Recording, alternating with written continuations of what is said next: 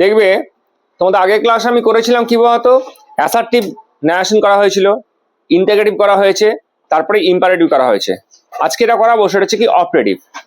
তো আমাকে তো বুঝতে হবে, আমি ধরো সেন্টেন্স যদি বুঝতে না পারি কেমন ধরনের সেন্টেন্সকে অপারেটিভ সেন্টেন্স বলা হয়, তাহলে আমি করবো কি করে, তাই তো? তো অপারেটিভ মানে হচ্ছে ইচ্ছাবোধক বাক্য, তাই তো? ইচ্ছাবোধক বাক্য কি করে বুঝবে? দেখো ভালো করে, মেয়ে কথাটা থাকবে, ওই পাশে না কনসেন্ট্রেট করে আমার দিকে কনসেন্ট্রেট করো, মেয়ে কথাটা থাকবে, ঠিক আছে? এটা মনে রাখতে হবে। তো রুলস বলে লিখো, রুলস বলে কি করে বুঝবে? তো আজকে আমি যেটা করাতে চলেছি সেটা হচ্ছে অপারেটিভ সেন্টেন্স। অপারেটিভ সেন্টেন্সই সেটা কি করে বুঝবে? তো মনে রাখবে রিপোর্টেড স্পিচ মানে কোনটা, যেটা কোটেশনের মধ্যে থাকবে, সেখানে কি থাকবে? মেয়ে কথা থাকবে, MAY। ক্লিয়ার? এবার শোনো, অপারেটিভ সেন্টেন্স দু ভাগে বিভক্ত হয়। একটা হচ্ছে কি হয়, লেখো, শুরু করো। একটা হয় ম্যান টু ম্যান,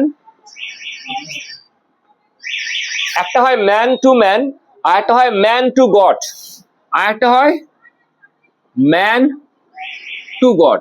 আচ্ছা, এই ম্যান টু ম্যান আর ম্যান টু গডের পার্থক্যটা কি বলতো? ধরো কালকে আমার সঙ্গে ওর দেখা হয়েছে, আমি ওকে বললাম গুড মর্নিং, তাই না?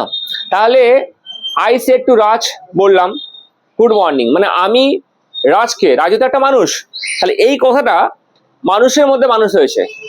কিন্তু আমি বললাম আই সেড টু রাজ, আমি রাজকে বললাম মে গড ব্লেস ইউ, ঈশ্বর তোমাকে ভালো রাখুক। তার মানে আমি কিন্তু রাজকে বললাম, কিন্তু প্রার্থনাটা রাজের জন্য করলাম, প্রার্থনাটা কিন্তু করলাম কার কাছ থেকে? ঈশ্বরের কাছে করলাম। এটা হচ্ছে ম্যান টু গড। তাহলে ম্যান টু ম্যান হলে কি হবে? প্রেজেন্ট টেন্স হলে উইশ হবে, আর পাস্ট টেন্স হলে উইশড হবে। আর ম্যান টু গড, যদি ম্যান টু গড হয় তাহলে কিন্তু প্রে হতে পারে, আর না হলে হবে প্রেট। কি বললাম? প্রে না হলে প্রেড হবে। তাহলে ম্যান টু ম্যান হলে কি হবে? নিচে করে যাও। ম্যান টু ম্যান হলে কি হবে? উইশ বা উইশড হবে। আর ম্যান টু গড হলে কি হবে? প্রে বা প্রেড হবে। ক্লিয়ার? এবারে আমি রুলসে যাবো। এরপর আমি কি লিখবো? রুলস লিখবো। সবাই তোমরা লিখো।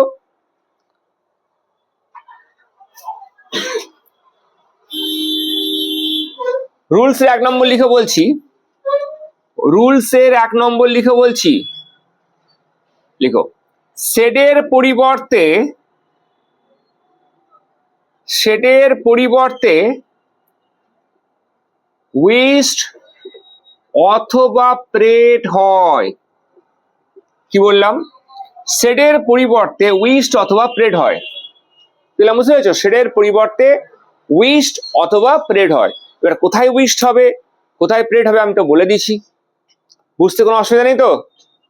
ঠিক আছে, আমি এক্সাম্পল দেবো। এরপর লিখে বলছি রুলস 2 লিখবে, এরপর রুলস 2 লিখবে।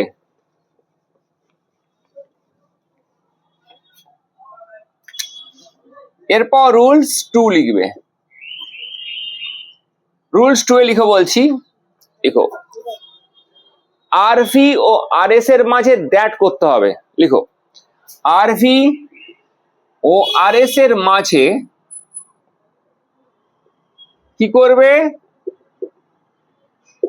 দ্যাট করতে হবে। দ্যাট করতে হবে। এরপর একটা স্টার দিয়ে একটু জিনিস লিখো, এটা খুবই লাগবে, ঠিক আছে? এরপরই স্টার দিয়ে লিখো বলছি, এরপরই স্টার দিয়ে লিখাটা জিনিস লিখতে হবে। এরপর একটা স্টার দিয়ে লিখো বলছি, লিখো উইশড বা প্রেড যাই বসুক না কেন, উইশড বা প্রেড যাই বসুক না কেন,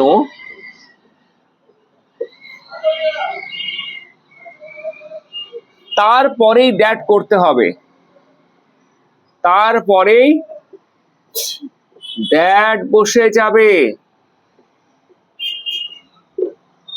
এর মানেটা কি? মানে উইশড বসু বা প্রেড বসু যাই বসু না কেন, এরপরেই দ্যাট বসে যাবে। এটা আমি একটু ডিটেলস বলে দেবো, যখন এক্সাম্পল দেবো তখন আমি জিনিসটা ক্লিয়ার করব, ঠিক আছে? ভালো, এবার এটা লেখা আছে নিয়মটা। এরপর আমি এক্সাম্পলে যাব, খুব ভালো করে এক্সাম্পল। তাহলে আমি কি বললাম? সেডের পরিবর্তে উইশ না হলে প্রেড বসবে।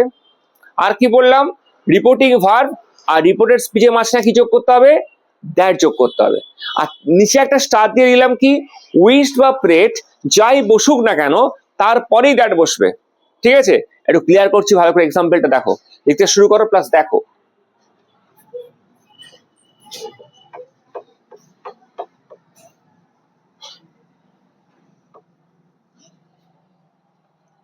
এক্সাম্পল লিখো, 1 নম্বর লিখো, হি সেড টু মি, সে আমাকে বলল, may you live long, may you live long, তুমি অনেকদিন বাঁচো। সে আমাকে বললো তুমি অনেকদিন বাঁচো। ভালো করে বোঝার চেষ্টা করো কিন্তু, পরে লিখবে। দেখো এটা কি বলা হয় বাবু, রিপোর্টিং ভার্ব বলা হয়। ক্লিয়ার তো? তাহলে এটাতে রিপোর্টিং ভার্ব বলা হয়। এর সাবজেক্ট কোনটা? এইটা। এর অবজেক্ট কোনটা? এইটা। ক্লিয়ার তো? আমি কি বলছি মন দিয়ে শুনো। আগে বলো কথাটা কার সঙ্গে কার হচ্ছে? আমার সঙ্গে তার হয়েছে। তাহলে এটা ম্যান টু ম্যান হয়েছে, উত্তর কি হবে? হি উইশড হবে। আমি কি বলছি, উইশড পরে মিটা এখানে ব্যবহার করবে না। ব্যবহার করলে কি হবে, পরে এক্সাম্পলটা আমি তোমাকে দেখাবো। ব্যবহারটা করলে কি হবে, আমি কি বলেছিলাম, উইশড বসুক বা প্রেড বসুক তারপরে কিন্তু দ্যাট করে দেবে। কেন বলছিলাম পরে একটু বুঝতে পারবে। দ্যাট করলে এরপর এই মি থাকলে কি হবে, সাবজেক্টটা আই হবে। আর রাম টাম থাকলে কি হবে, হি হবে। মে হলে কি হবে, সি হবে। আই করলে রিপোর্টিং ভার্ব কোন টেন্সে আছে? ফার্স্ট টেন্সে আছে। তাহলে মেয়ের পাস্ট ফর্ম কি হবে, মাইট। যা আছে বসিয়ে দিবে, লিভ লং। তাহলে কি হলো, যেহেতু কথাটা ম্যান টু ম্যান হয়েছে, উইশড করলাম। আমি নিয়মে স্টার দিয়ে বলেছিলাম উইশড বসুক বা প্রেড বসুক মাঝখানে কোনো অবজেক্ট বসবে না, দ্যাটই বসে যাবে। দ্যাট বসিয়েছি। এখানে অবজেক্ট মি ছিল বলে এখানে আই হয়েছে। এখানে রাম থাকলে হি হতো, সীতা হলে সি হতো। রিপোর্টিং ভার্ব পাস্ট টেন্সে আছে, জন্য মেয়ের পাস্ট ফর্ম মাইট হয়েছে। অবজেক্ট যা আছে বসে গেছে। Clear?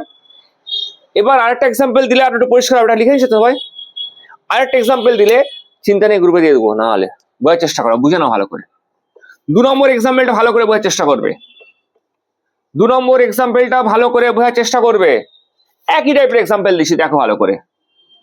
He said to me, সে আমাকে বলেছে। কি বলেছে? মে গড ব্লেস ইউ, ঈশ্বর তোমাকে রক্ষা করুক। কি বলছে? সে আমাকে বলেছে ঈশ্বর তোমাকে রক্ষা করুক। তাই তো? তাহলে সে আমাকে বলেছে, কিন্তু আমার প্রার্থনা কোথায় করেছে? ঈশ্বরের কাছে। তাহলে এখানে ম্যান টু গড হবে। তাই তো? এইখানটা একটু মন দিয়ে ভালো করে চেষ্টা করো, কিন্তু আগে দেখো তাহলে লিখবে। কিন্তু এখানটা যদি তুমি করে দাও, হি প্রেড, যদি ভুল করে মি বসিয়ে দাও তাহলে কি হবে জানো, সে আমার কাছে প্রার্থনা করেছে। আর সেটা আমার কাছে প্রার্থনা করেনি, সে আমার জন্য প্রার্থনা করেছে। বসিয়ে দিলেই ভুল হয়ে যাবে। ওই জন্য বারবার একটা স্টার দিয়ে লিখেছি, উইশ বসুক বা প্রেড বসুক এখানে অবজেক্টটা ব্যবহার করবে না। ঠিক আছে? তাহলে কি হলো, হি প্রেড করলে। এরপর যাবো দ্যাট। মন দিয়ে শোনো, এখানে সাবজেক্ট আছে, গড করলাম। পাস্ট টেন্স করতো, মাইট, গড মাইট ব্লেস। এখানে মি থাকলে এটাও কিন্তু মি হবে। এখানে রাম সাম থাকলে ওটা হিম করতে হবে। ক্লিয়ার? বুঝতে পেরেছো তো?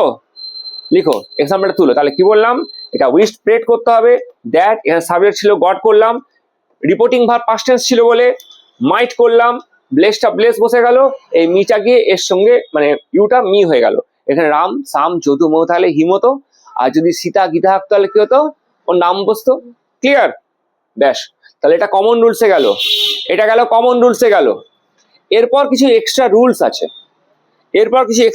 আছে। সেগুলো আমি পরদিন দেখাবো। ঠিক আছে? আজকে কমন রুলস আমি দেখালাম। আজকে অপারেটিভের কমন রুলসটা আমি দেখালাম।